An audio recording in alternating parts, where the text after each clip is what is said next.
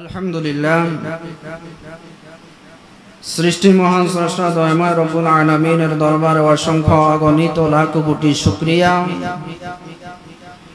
যে মহান রব্বুল আলামিন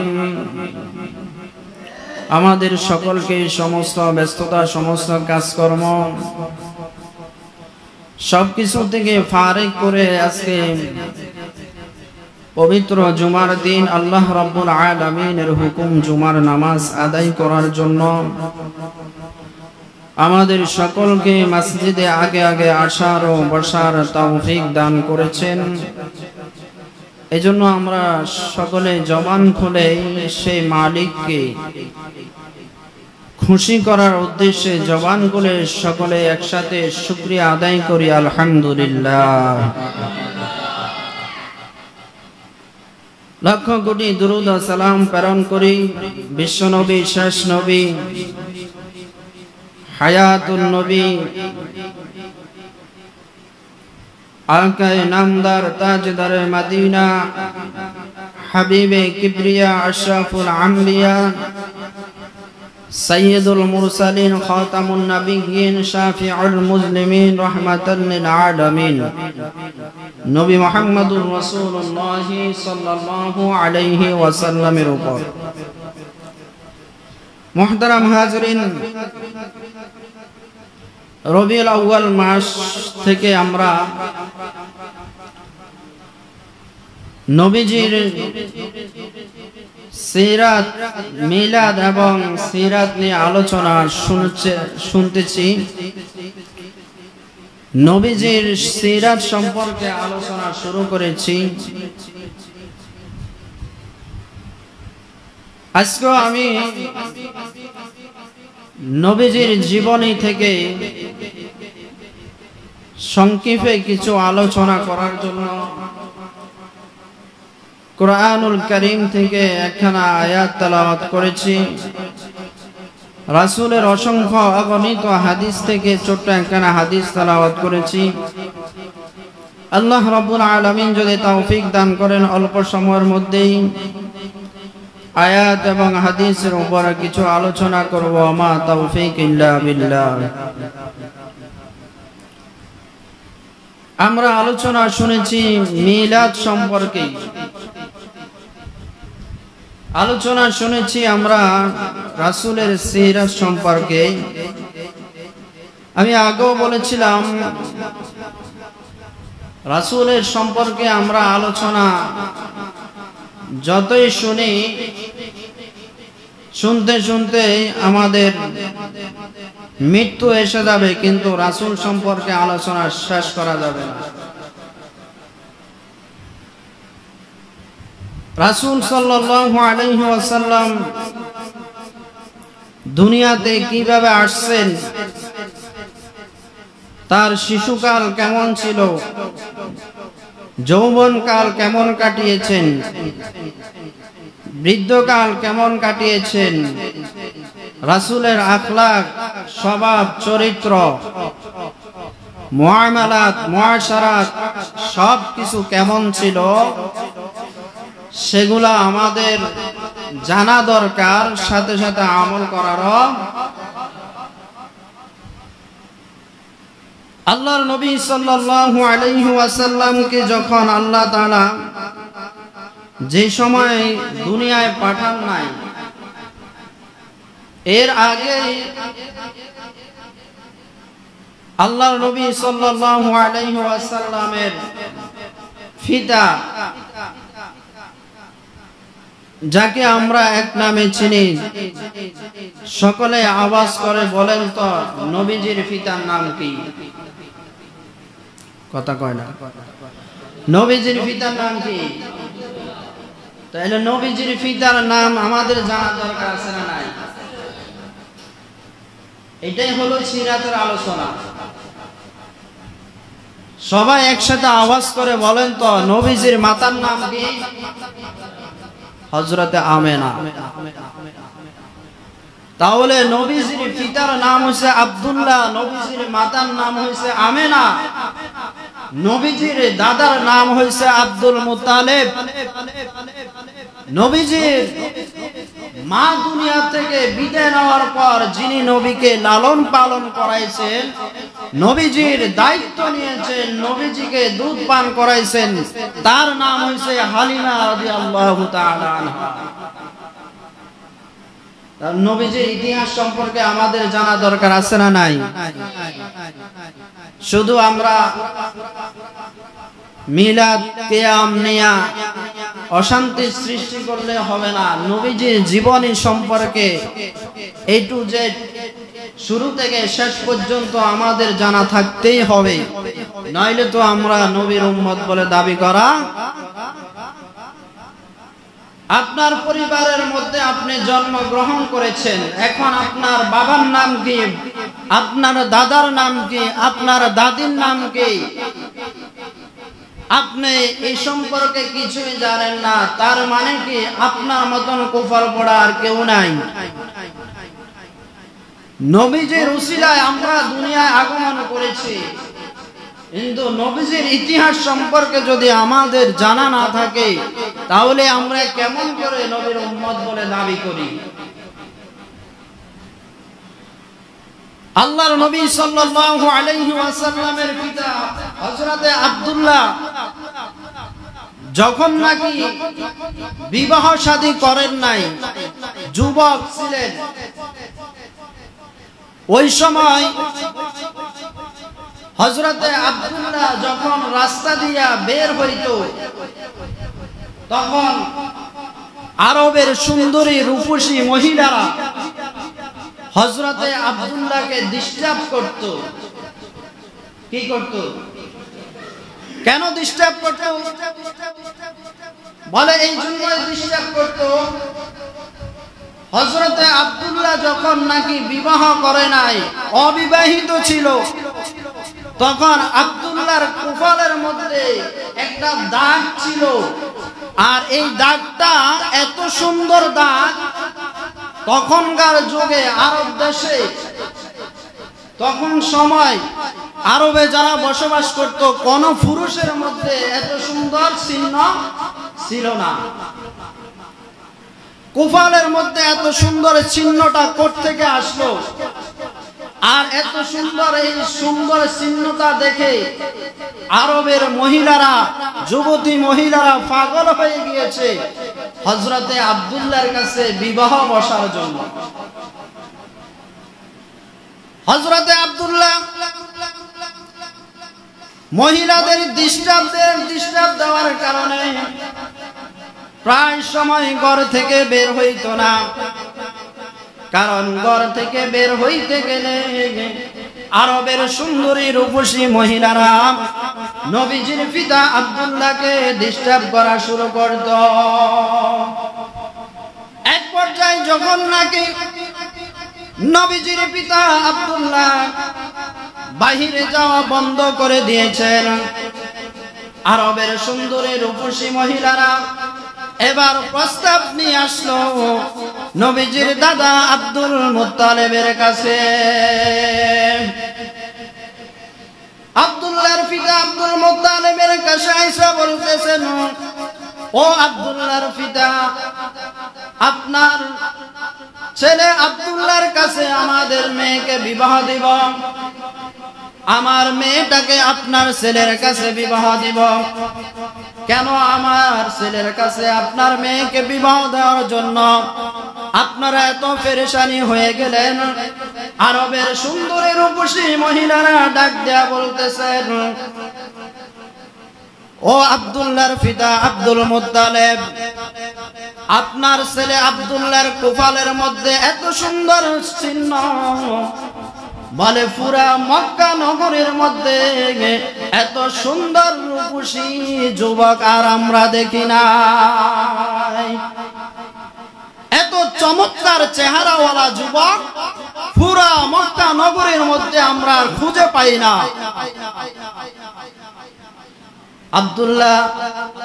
আব্দুল্লাহর পিতা আব্দুল মুত্তালিব ডাক দেয়া বলতেছেন, ও মক্কার সুন্দরী রূপসী মহিলারা, আমার ছেলে আব্দুল্লাহ তো সাধারণ আব্দুল্লাহ নয়।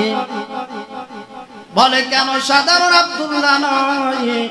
আব্দুল্লাহর ঔরস থেকে এমন একজনকে আল্লাহ তাআলা দুনিয়ায় প্রেরণ করবেন, যিনি হবেন বিশ্ব নবী, শ্রেষ্ঠ নবী, সব কিছুর নবী, নবী মুহাম্মদুর রাসূলুল্লাহ সাল্লাল্লাহু আলাইহি ওয়াসাল্লাম। এজন্য যেমন তেমন মহিলার সাথে আমার ছেলেকে বিবাহ করানো যাবে না। এদিক দিয়ে আল্লাহ রাব্বুল আলামিন আব্দুল্লাহকে বিবাহ করার জন্য আল্লাহ তাআলা পাত্রী ঠিক করে রেখে দিয়েছেন। মুহতারাম হাজরিন, যখন নাকি হযরতে আব্দুল মুত্তালিব, আব্দুল্লাহর পিতা আব্দুল মুত্তালিব এই কথা বলেছেন, মক্কার সুন্দরী রূপসী মহিলারা ডাক দিয়া বলতেছেন, কেন আমাদের কি কোনো দিক দিয়ে কমতি আছে নাকি? অর্থ সম্পদ, টাকা পয়সা, ডক চেহারা, আমাদেরকে কোনো দিক দিয়ে কমতি আছে নাকি? বলে না না, তোমাদের কোনো দিক দিয়ে কমতি নাই, এরপর তোমাদের মেয়ের সাথে আমার ছেলে আব্দুল মুত্তালিবকে বিবাহ দেওয়া যাবে না।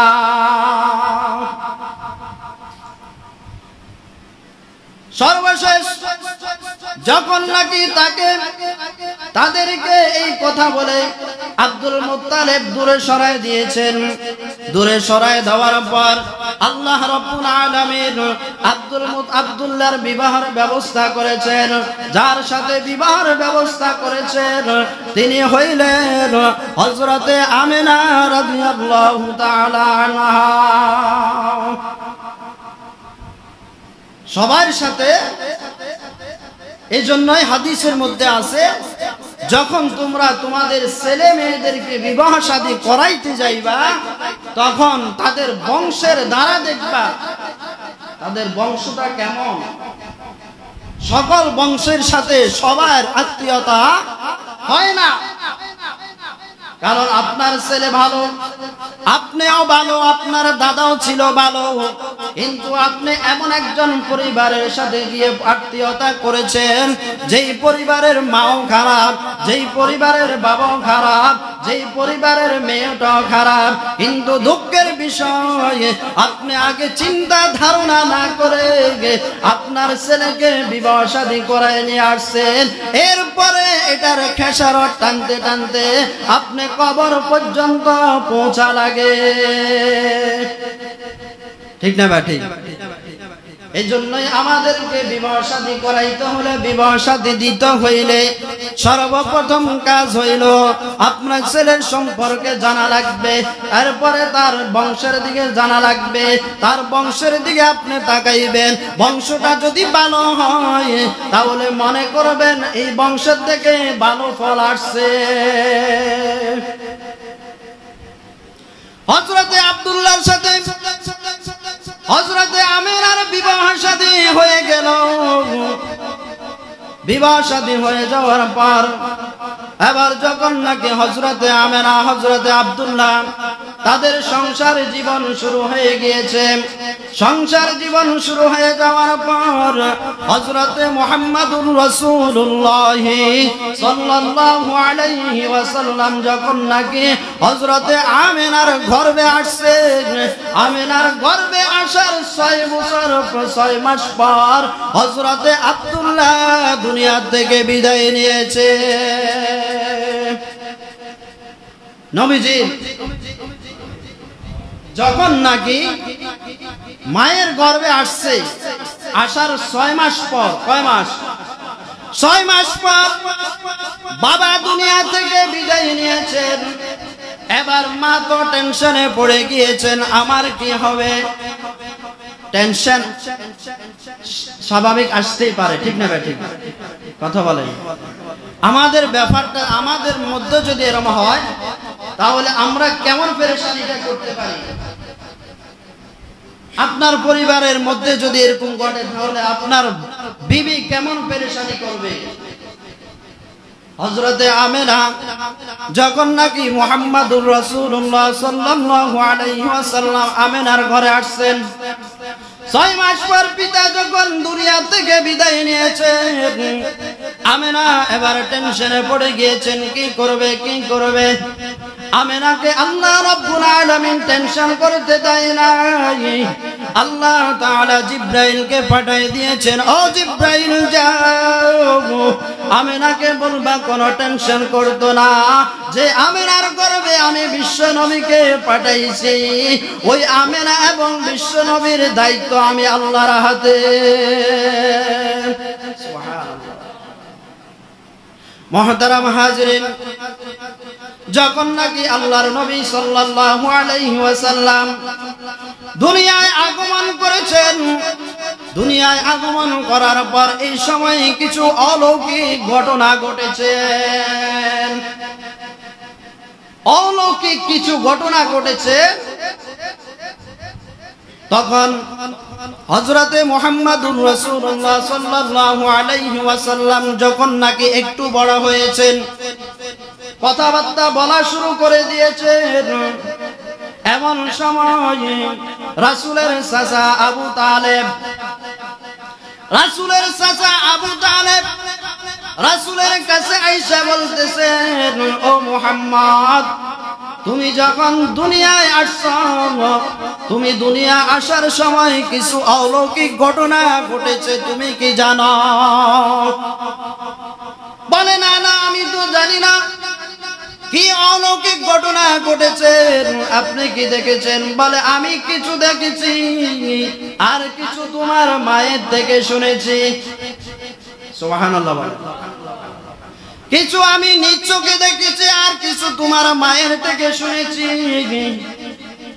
হযরতে মুহাম্মদুর রাসূলুল্লাহ সাল্লাল্লাহু আলাইহি ওয়াসাল্লাম চাচাকে ডাক দিয়ে বলতেছেন, চাচা আমার জন্মের সময় কি অলৌকিক ঘটনা ঘটেছে, আমি কি শুনতে পারি? আমাকে কি শোনানো যাবে? হ্যাঁ তোমাকে শোনানো যাবে। কতগুলা শুনবা। যখন তুমি তোমার মায়ের গর্ভে ছিলা, তখন তোমার মায়ে বলেছে, যতদিন তোমার মায়ের গর্ভে ছিলা ততদিন তোমার মা একটা সেকেন্ডের জন্য, একটা মুহূর্তের জন্য কষ্ট পায় না। সুবহানাল্লাহ। জোরে কোন সুবহানাল্লাহ, আর জোরে কোন। আমাদের মা বোনরা কষ্ট পায় কি পায় না? কথা বলেন, পায় কি পায় না? কেমন পায়? বলার বুঝানোর কোনো ভাষা নাই। হযরতে নবী করিম সাল্লাল্লাহু আলাইহি ওয়াসাল্লামের চাচা ডাক দিয়া বলতেছেন, ও মুহাম্মদ তুমি যখন তোমার মায়ের গর্ভের মধ্যে ছিলা, তখন তোমার মা একদিনের জন্য, এক মুহূর্তের জন্য, এক সেকেন্ডের জন্য তোমার মা একবারও বলে নাই যে আমার গর্ভে সন্তানের কারণে আমার খানার কষ্ট হইতেছে, চলাফেরার কষ্ট হইতেছে, ঘুমের কষ্ট হইতেছে, হাঁটা চলার কষ্ট হইতেছে, খাইতে পারি না, ঘুমাইতে পারি না, ঠিকমতো রেস্ট করতে পারি না, এই ধরনের কথা এক মিনিটের জন্য, এক সেকেন্ডের জন্য তোমার মায়ে বলে না। রাসূল ডাক দিয়া বলতেছেন, ও চাচা আর কি শুনেছেন বলে তুমি যখন দুনিয়ায় আগমন করেছ, যেই সময় তুমি তোমার ডেলিভারি হয়েছে, দুনিয়ায় আগমন করেছ, অন্যান্য মহিলারা বাচ্চা ডেলিভারি হওয়ার সময় তারা কি পরিমাণ কষ্ট পায়, যে মহিলা বাচ্চা ডেলিভারি দেয় ওই মহিলা ছাড়া দুনিয়ার আর কেউ এটার কষ্ট বুঝে না। ঠিক না ব্যাঠি? তাদের জীবন এবং মরণ নিয়ে তারা লড়াই করে।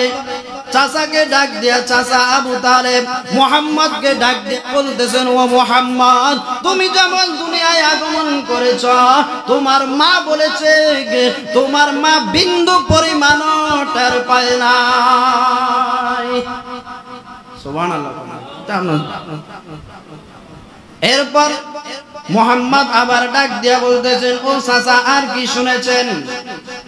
বলে আর শুনেছি বাচ্চারা যখন দুনিয়ায় আগমন করে তখন বাচ্চাদের দুনিয়া আগমন করার পর বাচ্চারা যখন নাকি একটু বড় হয়, বড় হওয়ার পর তাদেরকে খতনা করে, মুসলমানি করায়।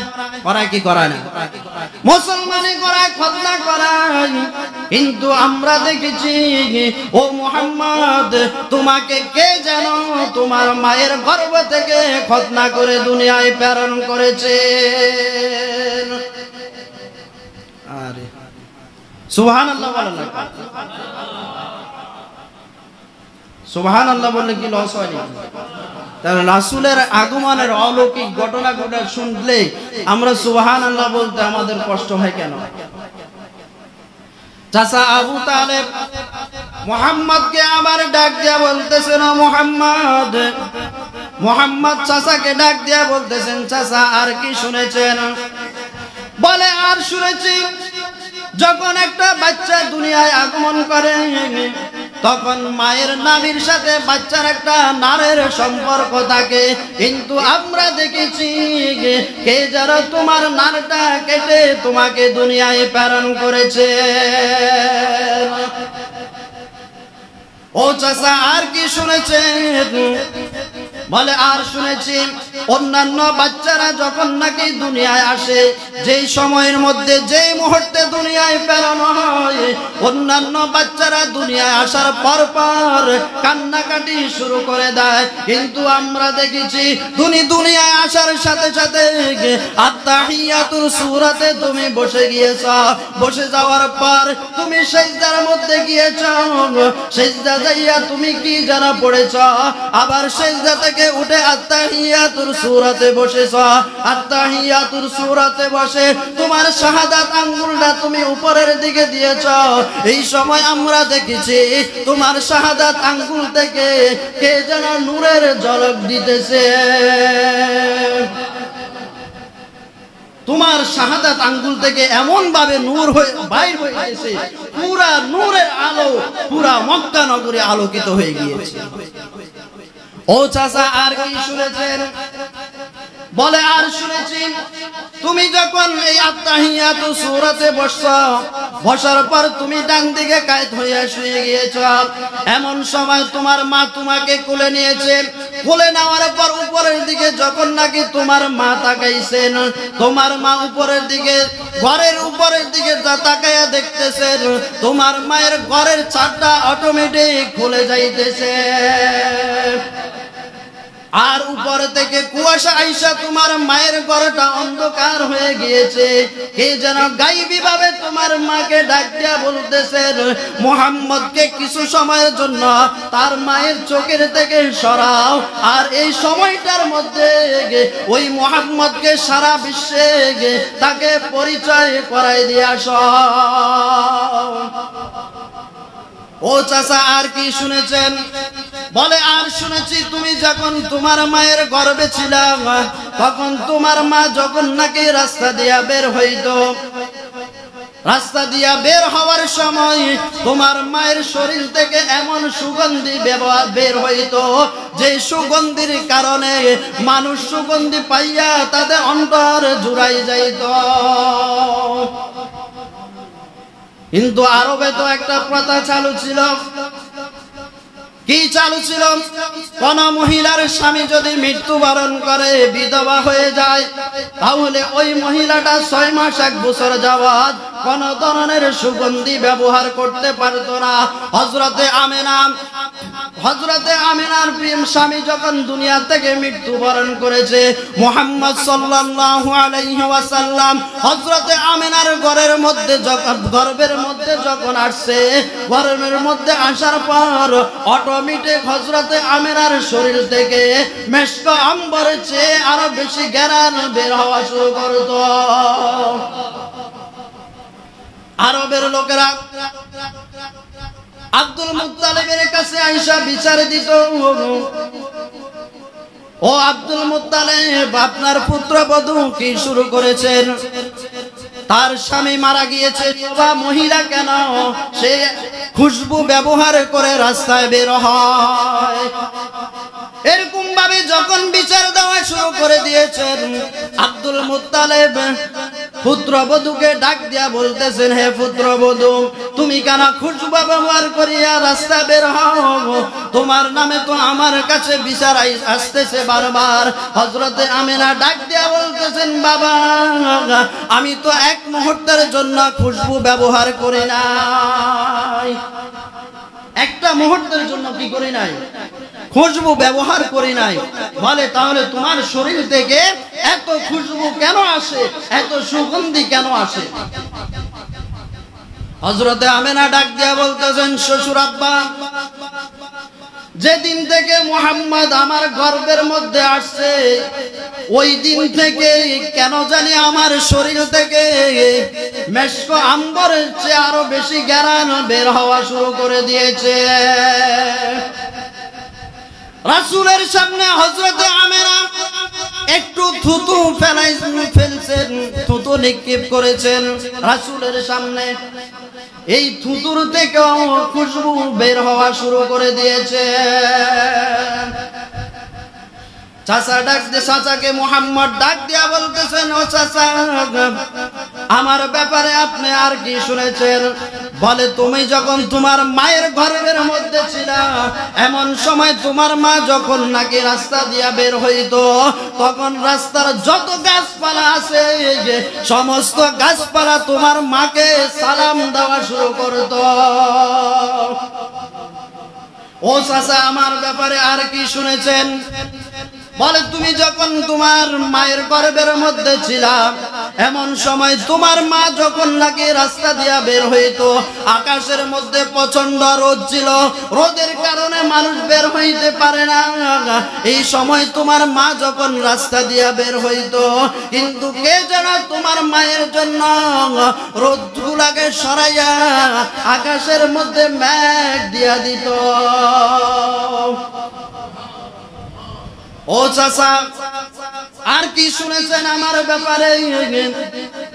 বলে, তুমি যখন তোমার মায়ের গর্ভে ছিলা, তখন তো তোমার মা রাস্তা দিয়ে যখন বের হইতো, আরবের মধ্যে যখন নাকি হাঁটাহাঁটি করত, প্রচন্ড গরমের মধ্যে, বালুর মধ্যে অন্যান্য মানুষ হাঁটতে পারতো না।